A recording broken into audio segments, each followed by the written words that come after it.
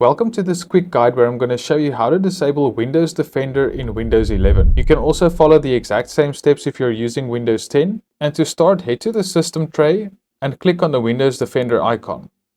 If you don't have this icon displayed in your system tray, just do a search for Windows Defender.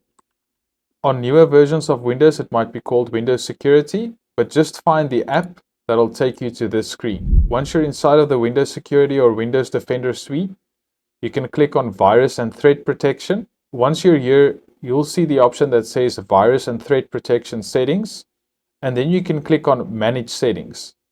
Once you're here, you can click on these sliders to turn off Windows Defender, the main one being the real-time protection.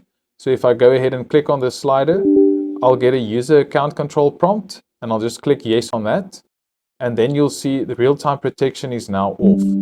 This means Windows Defender is now disabled, and it'll stay disabled until you come back and re-enable this setting again. I hope you found this guide useful. If you did, please leave a like on the video and consider subscribing to the channel. Thanks so much for watching.